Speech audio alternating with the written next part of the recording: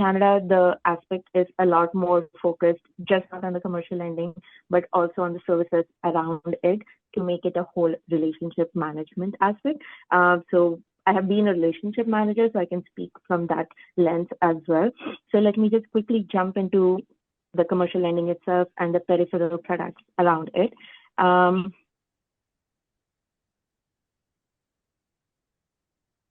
it is done.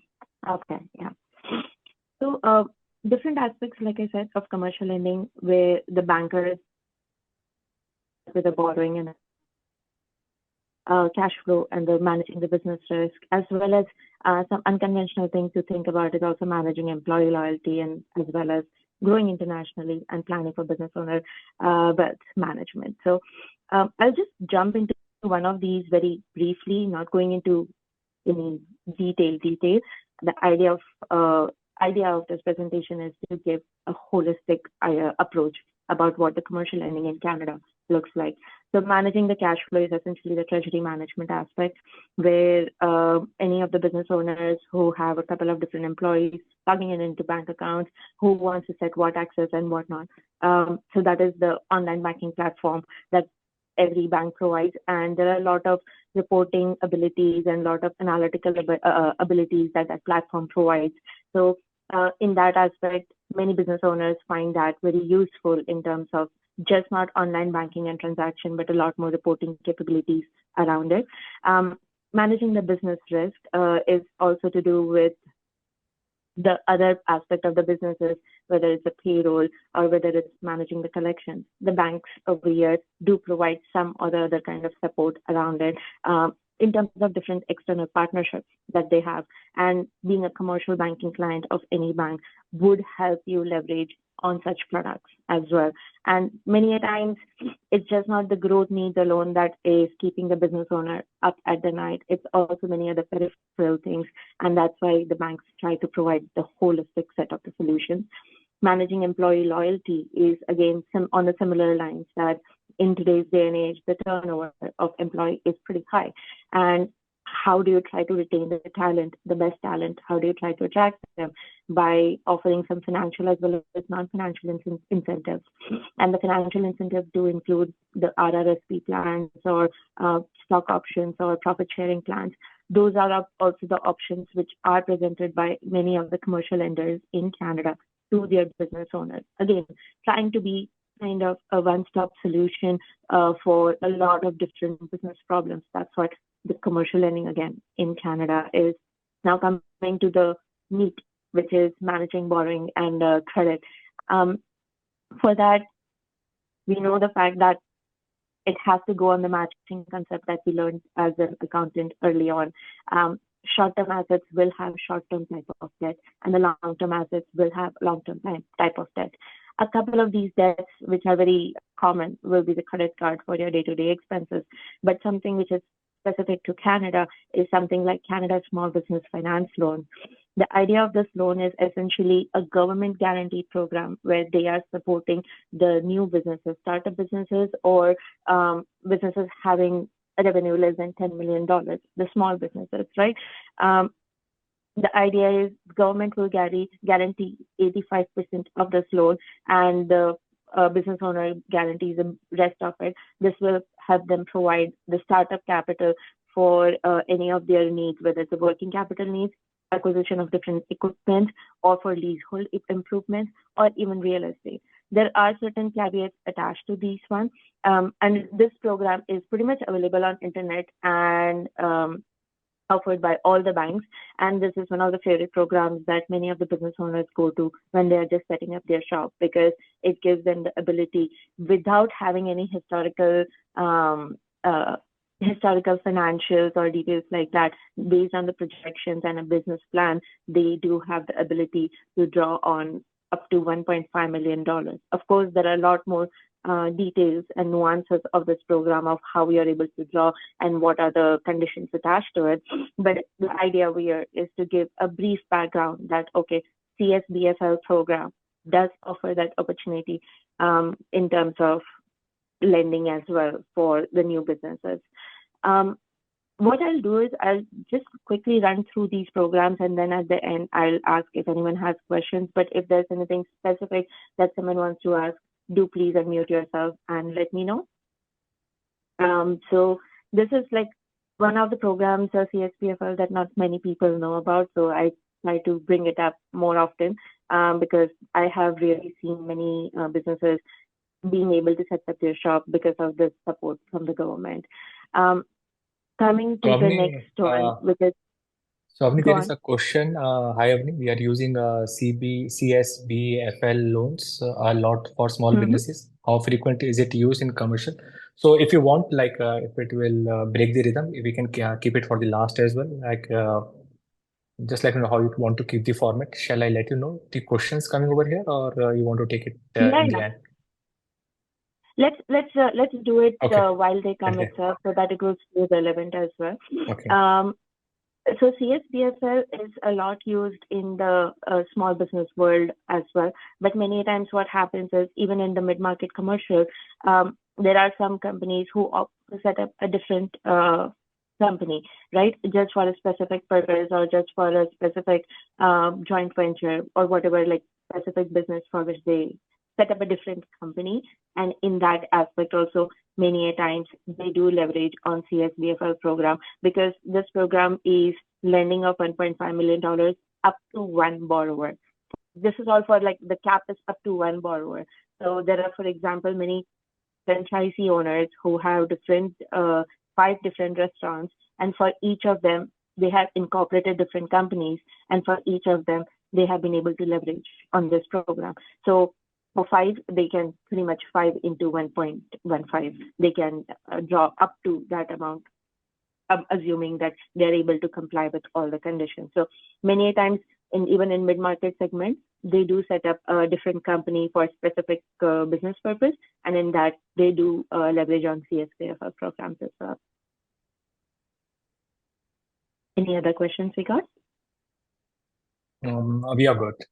We are good to move forward. Okay. Thank you. All right. Yeah.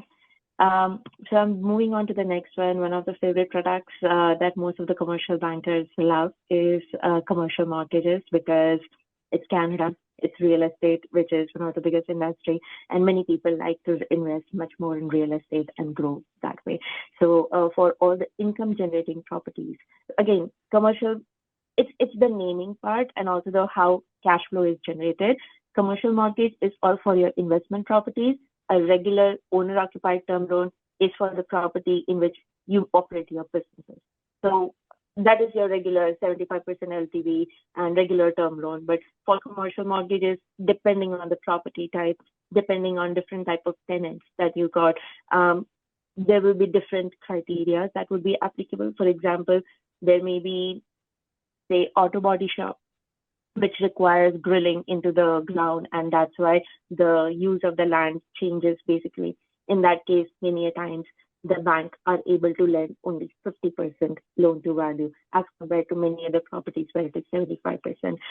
Sometimes we do have ability to go on a higher loan to value. That is one of the frequent questions that people ask me, that don't you do 100% loan to value? I'm like, no, not so much in commercial mortgages. In owner-occupied term loans, sometimes we do have ability to go up to 100%. Again, that is based on case-to-case scenario. It is not a generic thing that we say, okay, we can do 100% LTV. No, that is actually one of the products that sometimes Business Development Canada, BDC, has been known to do much more often than many other regular banks, because their mandate, again, is from the Government of Canada to support different small businesses acquire real estate and based on that, operating business out of those premises and help them grow. And many times they do not have money for the down payment. So that's why BDC does have that ability of going to 100% loan to value far many more number of times than many other standard banks do. And that's why BDC also charges higher in terms of interest. Again, this is general on a case-to-case scenarios, but coming back to the commercial mortgages, in income generating investment properties, for that different criteria, different type of tenants, different type of property itself, like for example, farmland versus a regular plaza. Again, different type of properties will have different loan to value percentage. They will also have different DSC requirements, but this is one of the favorite loans that are generally given out in the market. Just how Canada has been investing so much in real estate. Everyone over here does that. So one of a few common information requirements come, of course, with the current rent roll, 3 years property specific operating statement, signed leases if it is multi-residential. Many time leases is not available. Personal statement, PSOA is personal statement of affairs, basically personal net worth details of the guarantors. Many times guarantee can be taken for 10%, 20%, 50%, or 100% of the loan amount. Again, case to case specific, it has to be dug into detail, and then that's when we can see what is the guarantee amount. And of course, third party reports like appraisal reports, building condition report, environmental studies. So phase 1, phase 2. So all of these are the common information requirement. Again, these changes from time to time, from building to building and properties. But at the end of the day, one thing to keep in mind, which is sometimes overlooked, is the fact that the lending in this case is based on the income generated by property.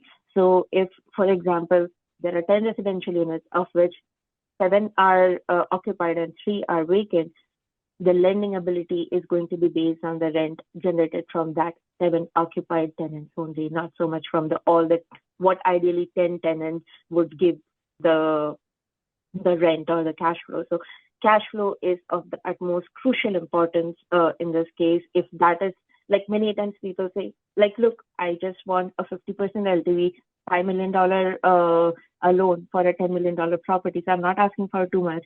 But then if your cash flow, as in the cash flow of the property, is not sufficient to generate it's not sufficient to service the debt for this particular 5 million, then we won't be able to give that loan. So security, collateral is a step 2 that the bank looks at. The first thing the bank looks at is the flow generated for servicing that particular debt. And if cash flow is not sufficient, we may not be able to lend a lot. So these are some common questions or nuances around the commercial mortgages that everyone should know, especially the accounting firms who are working closely with these business owners, who are coordinating with them in terms of generating all the documents. These are some of the things that generally the bankers look at. Any questions on the commercial mortgage? No, we are good. Okay. Moving on to equipment financing, financing the machinery and equipment, different kind of for the businesses. Generally, commonly known practice, okay, 25% down payment, 75% loan to value, that's how we can buy it. But often the overlooked aspect is the leasing. Many times the company do qualify for leasing opportunities in terms of, and that leasing can go, again, depending on the tax situation, the leasing can be 100% tax deductible, but more than that, you can do almost 100% loan to value for many of the purchase of new products or new trucks. Basically, many times we are able to finance it almost up to 100% through a leasing line instead of a conventional term loan that we generally know about, right? So, and whether it's trucks or whether it's any equipment and machinery, 100% loan to value, that sounds like music to ears of most of the business owners. And that's why people do appreciate the equipment financing line. It can come in form of single lease line where there's one-time specific product purchase requirement, or sometimes it comes in form of revolving lease line where the capital expenditures incurred by the company are ongoing at a certain level on a year-on-year basis. So there are different options to consider, but this is also one of the favorite lending products that many business owners and the accountants like because of its ability to be claimed against a tax for 100%. Again, depending from situation to situation, it can be different. So these are the borrowing and the credit aspect of the commercial lending. Coming on to the next one, growing your business financially. Growing your business internationally. This is more to do with the trade finance and the foreign exchange options, again, which can be offered by most of the commercial banks for different needs, which are letter of credit, import, export, documentary collection, lockboxes. But one of the key things that is often overlooked is collaborating with the Export Development Canada, EDC. Again, like BDC, this is also a crown corporation, and they do have the ability of going into a situation which is termed as maybe high risk by conventional banks, and that's when they come in and give guarantee to the bank based on which bank is able to lend to the business owners. So EDC does not do direct lending most of the times. There are certain exceptional scenarios where they do, but those are very rare. Most of the times it's EDC working with the bank, and through that they are able to help the business owners to lend more money or set up APSG, which is, for example, the account performance security guarantee, based on which many of the business owners are able to procure goods from outside of Canada, whether it's from the US, Asia, wherever. So that is one of the aspects where commercial lending comes into key play. Many a times, these options are not available in the small business aspect. They are available in the mid-market commercial segment. And I'm again specifically talking about the EDC. And that is one of the favorite products that is also leveraged by the business owners that are growing internationally. Any questions so far, whether it's foreign exchange or even the equipment line? In case anyone has any questions, they can just unmute yourself and can ask questions directly. So, if we want to make the career or a business in trade finance and foreign exchange, do we need any license to start on this particular activity, or just as an individual with the knowledge in these areas we can start? So when you're saying making a career, are you wanting to work independently, setting up your own firm, or do you want to work with some of the big financial institutions? I mean, you can explain from both. Okay. In this case, my knowledge is slightly limited because these are the partners that we work with in the relationship as a relationship manager in commercial. But still, I will share whatever knowledge I have so far. Working with the big organization, any of the financial institutions, there's no licensing requirement that I'm aware of. No, not really. It's to do with the hunting for jobs like any other job and getting in with any big FI. There's no per se licensing requirement. Of course, having a previous experience in this aspect certainly increases your chances of getting hired. But I have not heard of any licensing requirement for this particular kind of a role. And as far as having independent firm, accounting firm, similarly, no licensing requirement. Again, it's to do with how you're able to connect with your clients, which is business owners, as well as convey their story to the bankers, who are the one at the end of the day who are going to arrange for this letter of credits or trade finance products. So again, if at all I start the business in trade finance and foreign exchange, anything relating to the letter of credit, lock boxes, or US other foreign currency, forwarding currency hedging, or all these things, you will be the point of contact to me for RBC in order to generate the lead and give it to you guys, right? Certainly. And also as a relationship manager, I have been relationship manager for the longest time, for 7 years. Just for past 4 months, I moved on to financing specialist role.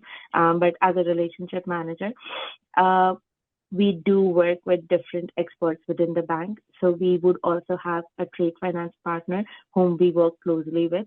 Again, at the end of the day, the relationship manager will be responsible for managing the overall relationship, and they do have general knowledge of all these products, but for specific working knowledge, expert knowledge, we engage partners from the bank. So now coming to your question, If you are having an accounting firm wanting to generate lead and come and work with the bank, in that particular case, it will be trio. It would be you, me as a relationship manager, as well as my trade finance partner.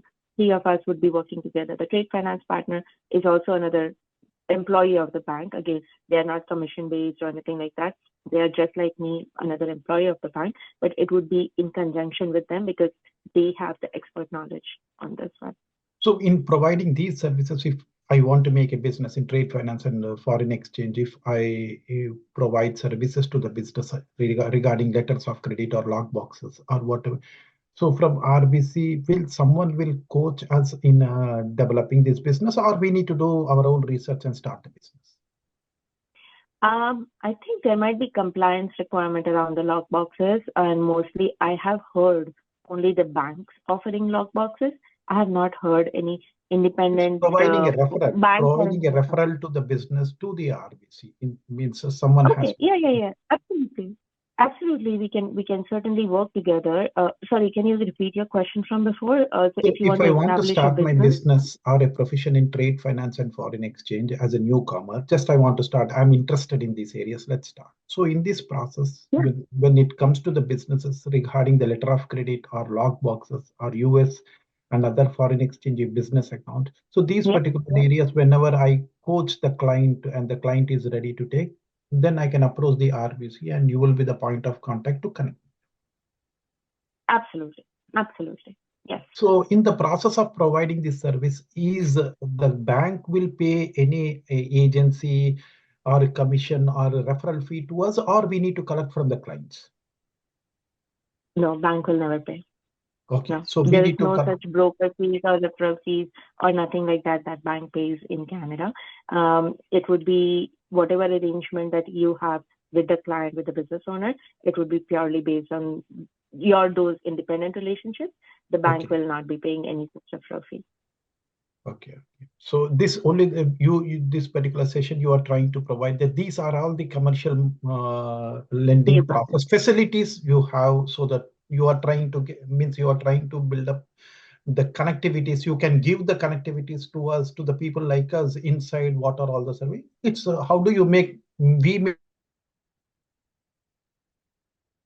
is a secondary issue. It's you are providing a complete connectivity of executing these services to the businesses. Got it. That's right. Because I'm planning to start my commercial lending and commercial mortgages, but somewhere I need to start, but it's not happening. Maybe this meeting will give a little bit edge to me to begin my process in commercial lending or commercial. Absolutely. So when it comes to the commercial lending, earlier what you mentioned, industrial office rental, this is properly, we have to come through brokerage office, submitting the files to you. Brokerage office in what aspect? Like I didn't. When it comes to, you said commercial mortgages, especially relating to the industrial office, retail, or any other income generating properties. So these areas, any lead is generated, we have to come through brokerage office to the RBC, right? Not we ourselves directly. No, you can come directly. In fact, RBC or any of the banks would welcome the direct conversation with the accountant, or actually even with the business owner itself. It doesn't have to be through a brokerage office. No. I mean, brokerage office, of course, will make whatever their commission or whatever it is. I'm not even getting into that. But RBC would welcome working directly with the business owners and their accountants. When I was a relationship manager, I know I had certain commercial mortgages on my portfolio, and I was coordinating for any of the day-to-day or for any of the annual renewal or anything. I was coordinating directly with the client and their accountant. It makes life easier. Basically, when it comes to the commercial mortgages, means to provide the mortgage, we need to have a mortgage license. And the mortgage license shall be attached with one of the brokerage company. So through that brokerage only we have to come to RBC, right? I mean, if my brokerage is nowhere, my brokerage is not working on commercial mortgages, and they are not attached with the RBC, but still, if I generate a lead, can I approach you people directly? 100%. But how the commission will be paid on those what is called mortgages which has been arranged to the business owners? But see, there are two different aspects. The commission generally on the purchase or sale of the property happens to the real estate agent. That's a real The estate. mortgage broker, okay, so that's a different thing. They may or may not work directly with the bank. They may have contacts of 5 different banks, right? So that's a different conversation. So, for example, hypothetically, there is a client. They were referred this property by a real estate agent, and you're working closely with that client. Now, that real estate agent, he will independently be paid by the seller whatever that money that he's owed, or by the buyer whatever that money he is owed, or the commission. That's a different conversation. He can always recommend, hey, I have contact ABC in bank X. I have contact LMN in bank B, and they can provide different contacts and for financing arrangement. You or your client may or may not take those contacts. You can directly come to the person, whoever you know within the bank, to arrange for financing. Okay, got it. Sometimes outside of the agent, there are different brokerage firms as well who just do the business of arranging financing. So when you referred to brokerage earlier, that's when I said you don't have to go through the brokerage per se. You can come directly to the bank. So agent and brokers that way are slightly different. So I just wanted to clarify that. So do you people, means RBC, do conduct any trainings or business ideas relating to this trade finance and foreign exchange? If a newcomer like me who wants to enter into this business, just so that we can expand our commercial lending process and also trade financing process in our business, so in order to generate the clients for the RBC. Unfortunately, this is not something that we provide to external people outside of RBC, because there are some compliance requirements around this. So that is not something we can do. Alternatively, what are the other options is, if you have a certain situation for a particular client of yours, you can always come in contact with RBC and say that, okay, these are my challenges. What are the different trade finance options I got? These are my knowledge from my experience of working in India. Is there something similar product in Canada or not? Like that conversation can always be done, but we cannot do overall training to external people outside. As a part of a business development purpose. No, again, I wish that was possible. But such trainings are provided by Toronto Board of Trade, Mississauga Board of Trade. So those organizations do provide such training. But if you speak to any of the banks, they would not come. There's a compliance requirement around it, so they would not be able to provide such training. As much as we would like that, we cannot. Got it. Thanks a lot. Thank you. Yeah, no worries. So moving on to the next one. I think we have covered the first 5 aspects: managing cash flow, business risk, managing the employee loyalty, credit, as well as growing international business. The last one is the planning for business owners. Again, as relationship managers, we do work with the wealth advising partners from within RBC, for example, like there are Dominion Securities, Private Banking, PHNL. So, and similar to RBC, every other bank will be having their own wealth advisory and wealth management firm.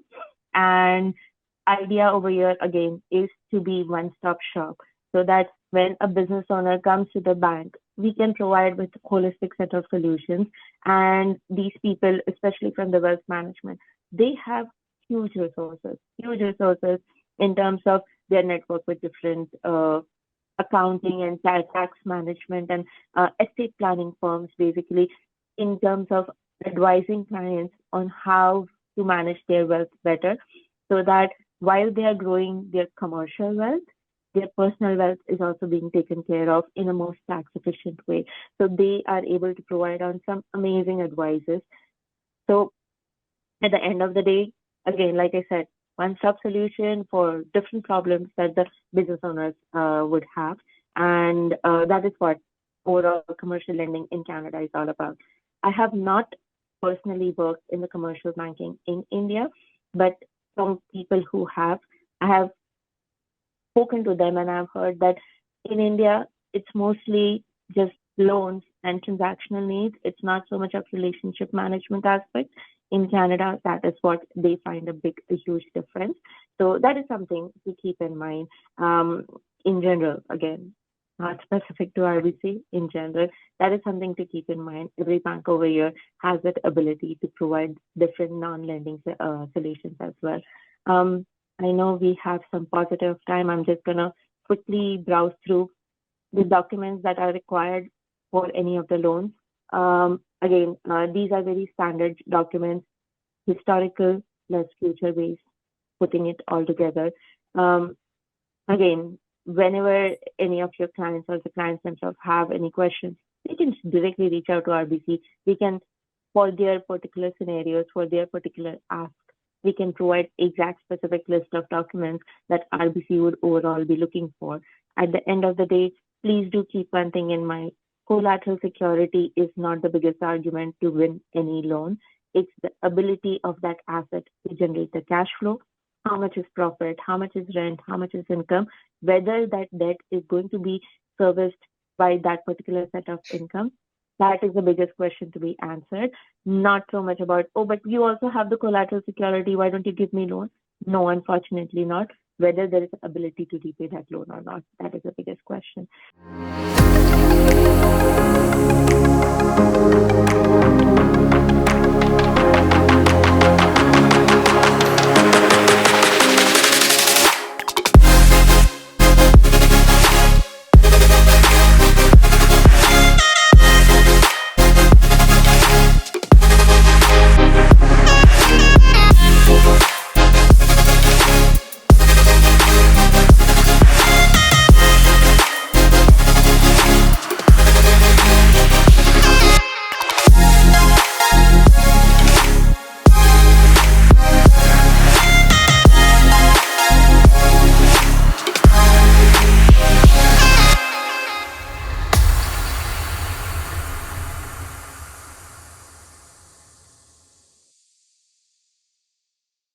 So quickly jumping into just key lending criteria, couple of ratios that we as relationship managers out of banks generally look at: positive cash flow, debt serviceability, leverage, parent ratio, and personal guarantee.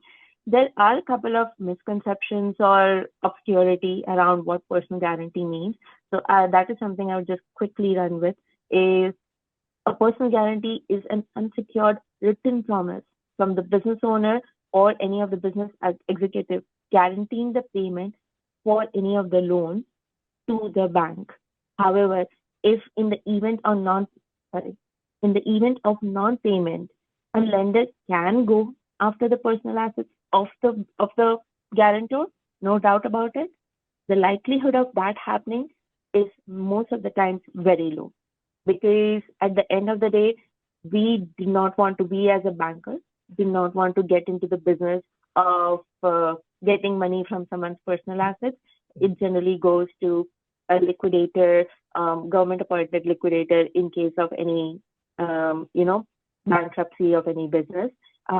Even in that case, generally we do not like to go after the personal assets of the company, but it is very important for a banker to know whether the business owner is truly invested in the growth and success of the business or not. If he is invested, he should not ideally have any problem giving a personal guarantee, because this personal guarantee is not going to be reflected on any of your credit bureau. For example, if business owner A is giving personal guarantee to bank A, and then bank B independently for some reason is running a credit bureau on them, this personal guarantee does not reflect anywhere, right? The bank A is also not going to be registering charge just based on personal guarantee alone. It is not going to be registering charge on any of the personal assets either. So the bank B is not going to know. So for bank A, it is important to know whether you as a business owner are truly invested in growth and success of the business. If yes, then ideally you should not have any problem giving that promise to us that, okay, you are giving us so much of the loan amount, the money is not going anywhere, and it will, I mean it, and that's why I am giving you this promise. So that's what personal guarantee is. Again, this is a very vague and gray topic, and I can take questions around this maybe offline, because there's a lot more to cover and a lot less amount of time, especially around the commercial lending career opportunity. So the non-financial criteria also bank does cover or look at whenever giving any loans: industry, market and competitiveness, management and their quality, their experience, their resume, as well as the access to funds that they got. So it's just not based on numbers that any loan is given. The numbers would be, say, 60 to 70%. The rest of it is also, decision is also made on the non-financial aspect, and these are the non-financial aspects. Now, coming to the commercial lending career opportunities. Again, over here, I'm going to be as honest as possible based on my personal experience of how I landed a job, as well as based on talking to different people, mentoring different people whom I have connected on LinkedIn, and understanding their journey and what has worked for them and what has not worked for them. Just a basic quick note is, of course, starting with the assessment of any job opening that you are related in. But be clear about the industry that you are looking to enter, as well as the kind of roles that you want to get into.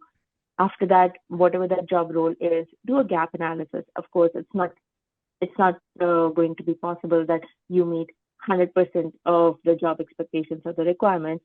Many a time you may, but many a times you may not. So in that case, what truly are the gaps in the skills that you do not have and the job requires? Do a realistic assessment of that. That is point number one. These are all tips that I'm sharing based on my experience. Point number two, understand the transferability of the skill aspect as well. That if, for example, just vague example, you have done a credit adjudication role back home in India for 5-7 years, then you came into the leadership experience, have been doing a leadership for 2-3 years. After that 10 years of experience, you are coming to Canada and you're looking to get into a leadership role in Canada, similar credit adjudication.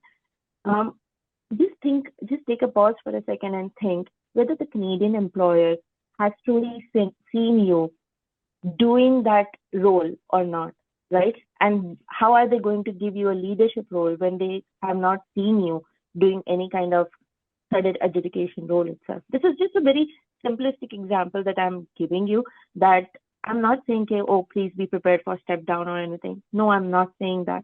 But what I'm saying is have some realistic expectations in terms of what are the opportunities in Canada, what is your competition, whom you're competing with. You're competing maybe with the creamest of the cream crowd who are really as good as you are, if not better, right? So you're competing with those candidates.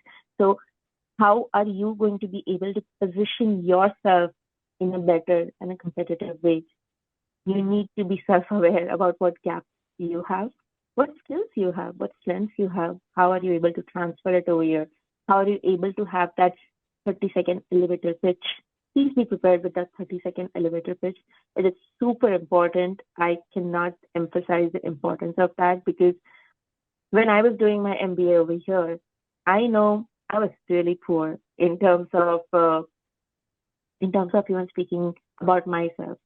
The first introduction I was doing in one of the communication class in my college is in that I was making factual error about myself. And keep in mind, I have 7.5 years of experience working as a CA plus 3 years articleship, 10 years experience. I'm coming to Canada doing my MBA, and I'm making factual errors about introducing myself. I have seen many people like me having challenges in communication and challenges in positioning themselves, positioning their strengths. 30-second elevator pitch is super duper important in terms of you finding out that, okay, if you were meeting an executive of any employer in an elevator, you have 30 seconds to grab their attention. How do you do that? That whole script should be memorized in your head, should always be there. Even if someone is waking you up at the middle of the night and asking you a 30-second elevator pitch, you should be having that correctly scripted as well as memorized. I'm not kidding you. The importance of that, the confidence that gives you in terms of networking. You go out to various networking events, you go out and meet people. How are you going to introduce yourself? Not everyone, the attention span of people is reducing, and it's not more than, again, 30 seconds. Have your elevator pitch ready. With that in mind, do reach out to people on LinkedIn. Now, whom are you going to reach out? For example, if you see relationship manager, commercial banking, RBC role in RBC portal open, you go on LinkedIn and see people with similar role and background of yours and doing that similar role currently within RBC. Reach out to them, ask them, hey, can we meet for a coffee chat? These are my common background with you. I would like to learn how is the life of a commercial banker in RBC, and what is it that I can do to position myself better. Whenever going out for coffee chats, do not open with how can I get a job. The idea of that entire coffee chat for that 30 seconds is to, no, for that 30 minutes coffee chat is to position yourself such that at the end of the day, the other person is going to ask you that, hey, I really like talking to you. I really like your experience that you got. If you're looking for any job or something, do let me know. Or maybe I know this particular other team member of mine who is looking for someone just like you. Why don't I connect you with them? The idea of that 30 minutes is to impress them. Do not ask, hey, do you have any job openings? Please hire me. I like not quite literally people say that, but in some way, shape, or form they do. Idea is to impress the other person. Also, reaching out to LinkedIn is just not to for the role that you're interested in, and maybe their leaders as well. Maybe you can consider doing that, and you can that way consider asking them what kind of candidate would be a star candidate in your mind, and what would you like to have them, excel in basically. So do reach out on LinkedIn. I cannot emphasize enough. I know there are many more people on LinkedIn these days. Everyone is on LinkedIn. Everyone is doing videos and whatnot. And I am not so much on LinkedIn, but everyone is. Whoever you are reaching out to, just do not send an ad request. When you are sending an invite from the phone, you just are able to send the ad request. But when you're sending an invite from your laptop, you have the option of adding a note before you send that request. Please use that tab. Send a quick intro about yourself and tell them why you want to have a coffee chat with them. Because I kid you not, since the time Udit set up this webinar until now, this morning, I had received 25 requests on my LinkedIn that, they to connect with me. As much as I want to help, I won't be able to help all 25 of them. Now, if I were to filter from my end, whom would I want to help? Not that I have any favorites, but it would just be easier for me to go to someone who has made that effort of writing that note. Hey, Avni, I want to reach out to you because X, Y, and Z. Just that's it. Two-liner would, anyways, that ad note does not have a lot of text options to be added. Just two-liner. Why do you want to connect with someone? Please reach out to people. Adding that note, it certainly helps you stand out, certainly differentiates you, makes a difference. Please keep that in mind. And one thing that we don't completely do, at least I did not, is opportunity nudging. Now, what is opportunity nudging? It's basically whenever you're looking for a job, reach out to the people in your personal and professional network suo moto, by yourself. Be proactive. Reach out to them on LinkedIn, on personal notes, wherever, and nudge them that you are open to opportunities.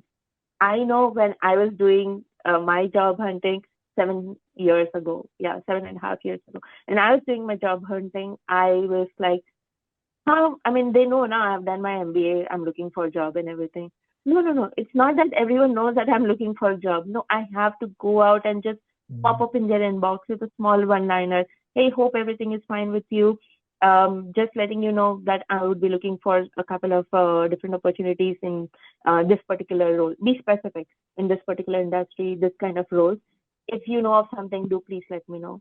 We do not do opportunity nudging enough number of times. So that's why please do that. Asking for help is nothing to be ashamed about. I was, but trust me, it's nothing to be ashamed about. Please go out there, position yourself, position your strengths, put yourself out there, and do ask for help. do nudge people and tell them that you are looking for job opportunities. Preparing for interview, of course, come prepared. Your resume should speak about not your job description, but about the work that you have done. For example, when I was working with, say, Schlumberger, or you know what, forget that. When I've been working with RBC, as a relationship manager in commercial, everyone knows what my job description is. My resume should not outline what my job description was. It should only outline what achievements I made. Okay, I won leadership awards. I won this award. I was able to contribute this kind of a growth. Quantify your achievements in numbers. Please do that. Please do not put job description in your resume. Put your achievements in a quantified form. And if there are a couple of techniques around this, ChatGPT, today's day of internet, you would be able to find it. But there is that STAR technique. Situation. What is it? What was the situation? Like, what was the background? Situation, what task. action you took? Yeah, task. Yeah, and then what action you took, and then what were the results, right? So that is what you are essentially outlining in each and every pointers in your resume. Please, please, please do that. Do not put in the job description of an accountant or of a financial planning analyst in there. Put your contributions, your achievements, and do ask questions to the hiring managers whenever you're having a chat. And these questions can be accordingly modified even for coffee chats as well. Like, what is the example of the star candidate you like, or what is a professional development opportunity that you have benefited from the company? So if you as a leader would have benefited of that, I would also be able to benefit of that. Ask good qualitative questions, and all these questions are available on ChatGPT, internet.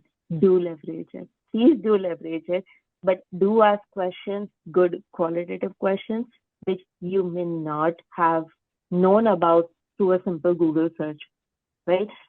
If you can know some questions about from simple Google search, it does not put right impression. So do not ask some lame questions. Do ask some good quality questions. And last but not the least, the career growth opportunities. One thing that I have learned after a very long process is finding a mentor. Whenever you are outside of an organization, within organization, in any different aspect of your professional growth, do have a mentor. Having a mentor makes hell of a difference. Someone whom you look up to, someone with whom you can share your concerns, share the things that you're not confident about, share something that you are not sure about and how to tackle it. But someone whom you look up to, whose guidance would make a lot of difference, because finding a mentor took me a time to realize the importance of it, but it is hugely important. And just not a mentor, I would say find a couple, 2, 3, 4. I know through the Toronto chapter, I met some very fantastic senior leaders whom I met 5-7 years ago, and whom I'm still in touch with, even though I'm not part of the Toronto chapter board anymore. I'm still a member, of course, but the people that I have met over there, yes, Udit, for example, is a friend for life. And there are many others, senior leaders, who have now been my mentor and have been guiding me. It is super important over here. Please do that. Advocate for yourself.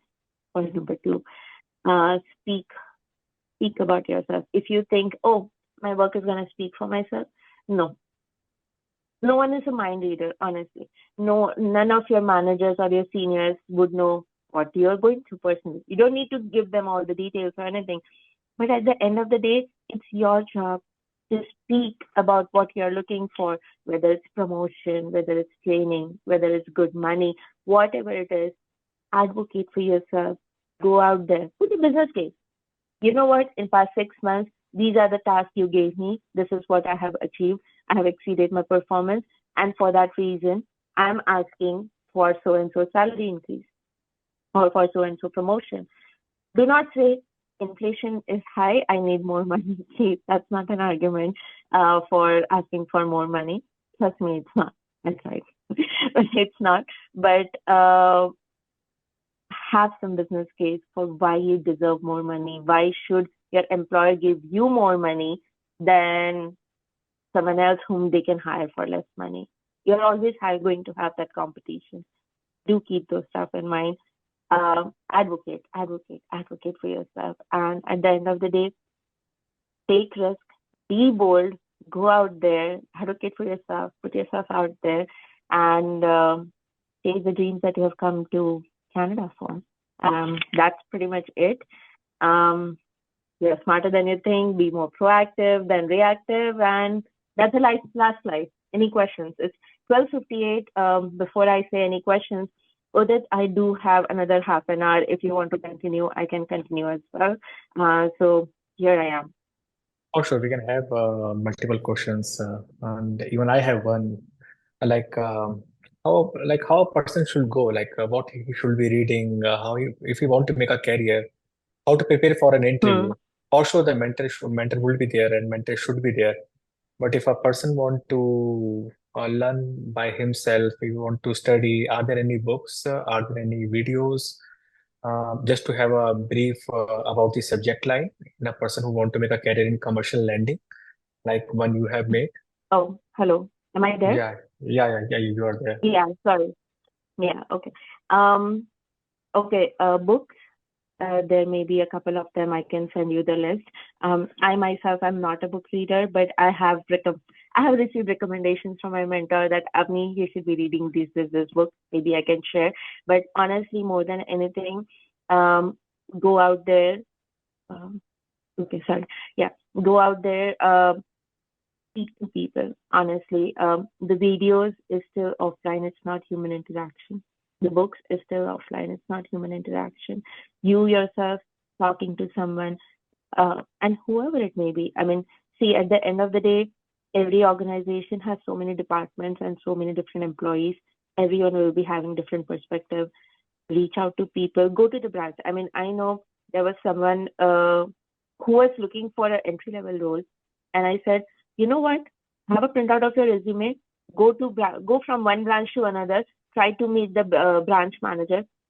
Go try to impress them and drop your resume over there. Not just on the front desk, drop your resume. No, go and meet the branch manager and try to impress them. Drop your resume. That process is very humbling in the aspect that you are going to be meeting more and more people, learning from real life, and based on that, bettering yourself as a professional.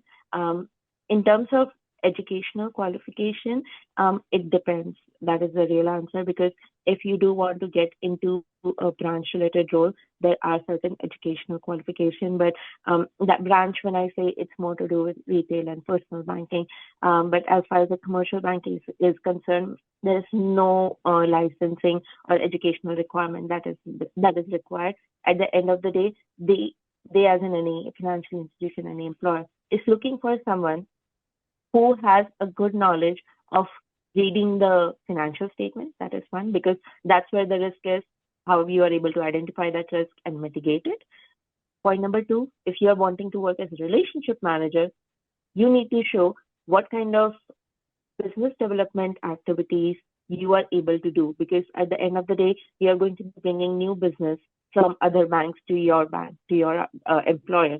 So how are you going to be able to convince someone to transfer and change their bank accounts from A to B?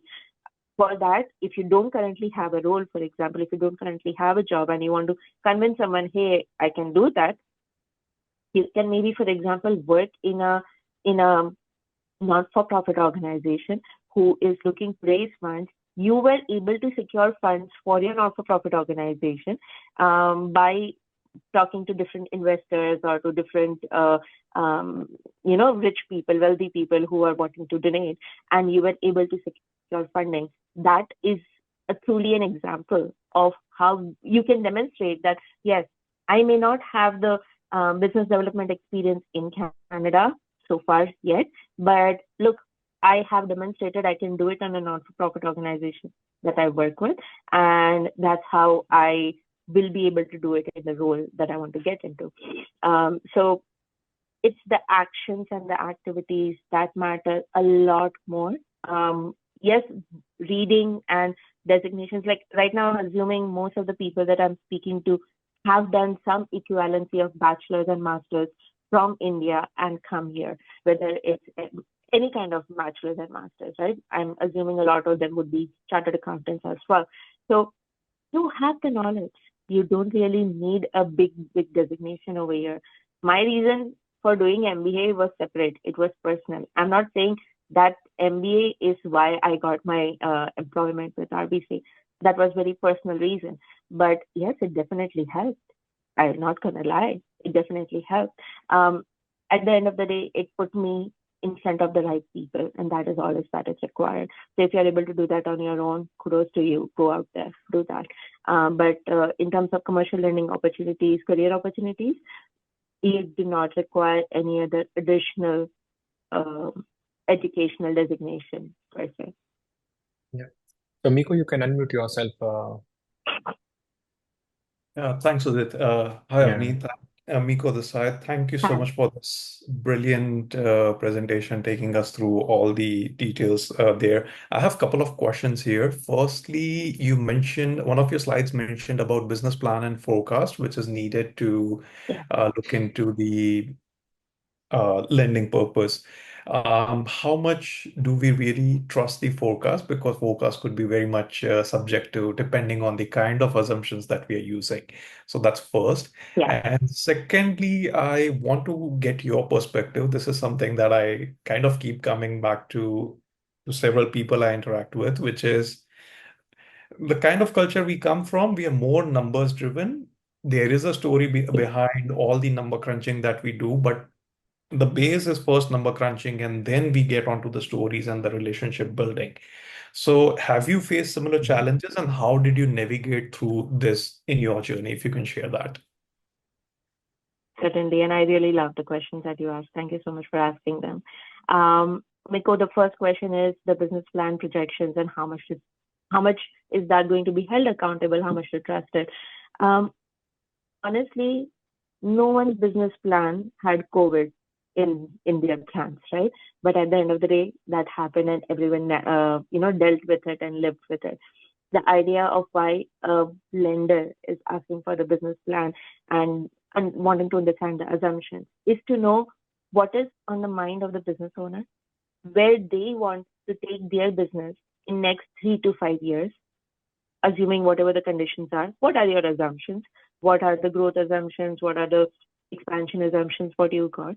And then based on that, okay, if we think, after understanding the whole of the business plan, if we think that, maybe this seems very ambitious, let's see what happens. Like we do scenario analysis, they call analysis, or what do you say, stress testing. That, okay, worst case scenario, if the profits drop by 10% or by 20%, would they still be able to service the debt that we are giving them? So that's what the business plan is used for. One, what your thought process as a business owner is, where do you want to take your company? Two, what are the resources required for that growth options, for the growth projections? And three, should things not work out, what is the stress testing that we do? Let's say 10% or 20% drop in profit. What would it look like in terms of whether, debt service obligations, essentially? So that is what the real purpose of the business plan is. And having said that, just to let everyone know, like RBC, every other bank will have on their website itself what is an ideal business plan going to look like. They have qualitative aspect in it, quantitative aspect in it. And the qualitative would be like, who are your suppliers, who are going to be your customers, and who are going to be your competition? What is the market that you want to get into? Like, they pretty much have a template online. Every bank, I know RBC does, so I'm assuming every other bank does. They have that template. It makes the whole journey of making this business plan far much more easier, because the questions are already scripted over there. You just have to give the answer. So that's about the business plan. And now coming to the second question about the storytelling. I do not remember how many number of times I have practiced my story in front of the mirror, day in, every day, every night. I have been trying and practicing so many number of times so that, yeah, what I have done, at least I'm able to narrate that in the most articulate way. If I cannot do that job alone, if I cannot sell my own skills, how will I be able to sell the products and services of my employer, right? So I just journey of moving away from just the numbers and letting the work speak for itself.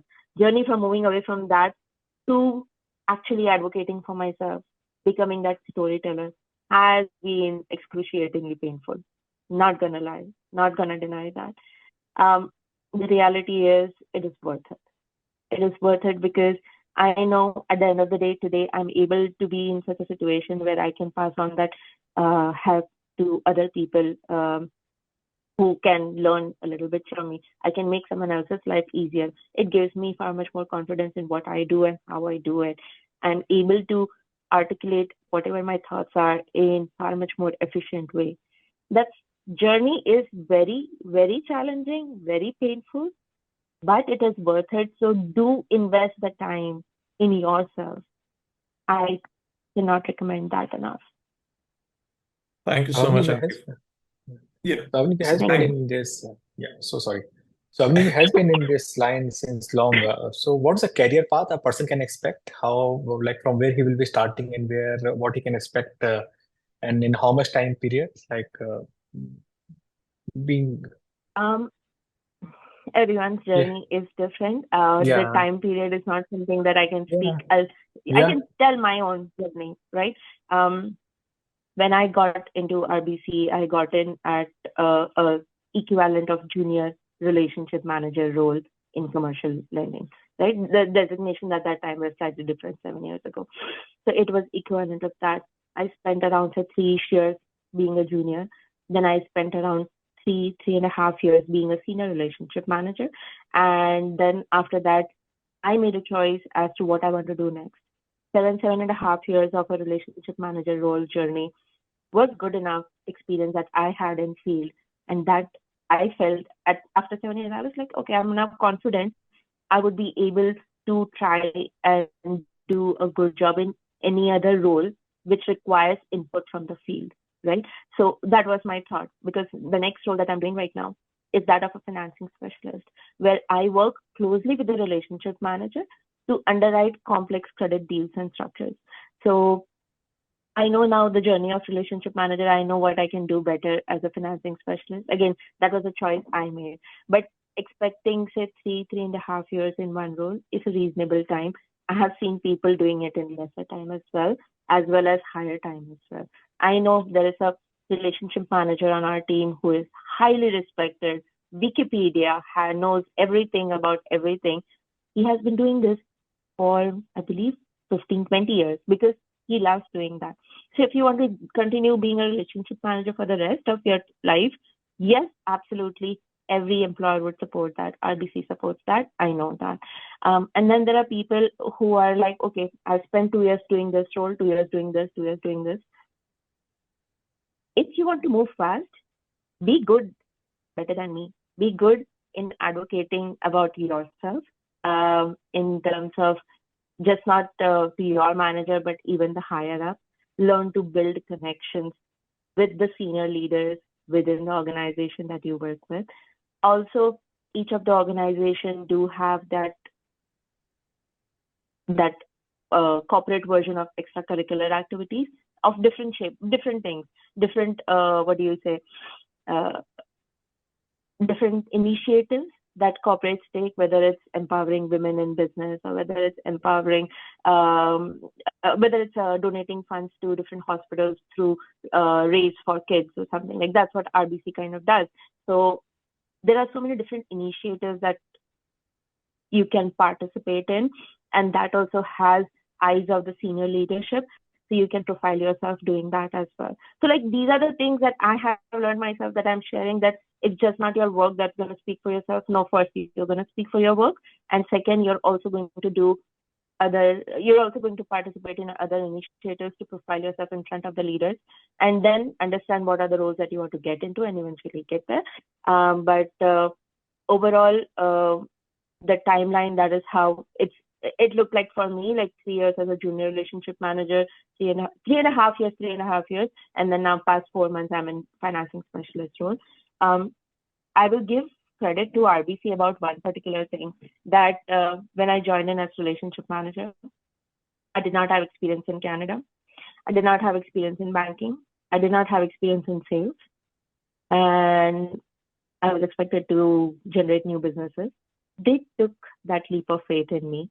I do give that credit to RBC. So without any of those experience, I was able to get that opportunity. Again, times were different 7.5 years ago versus now.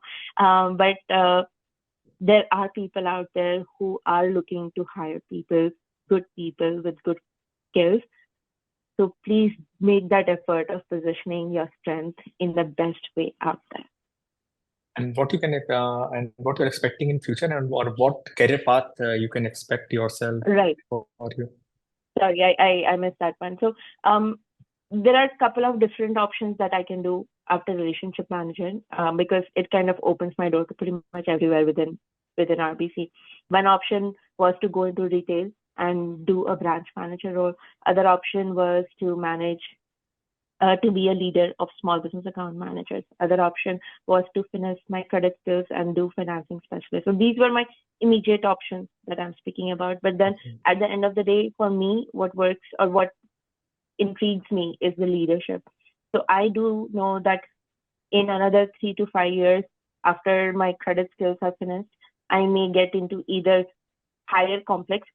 further more complex or senior market credit deals, or I may get into a leadership opportunity.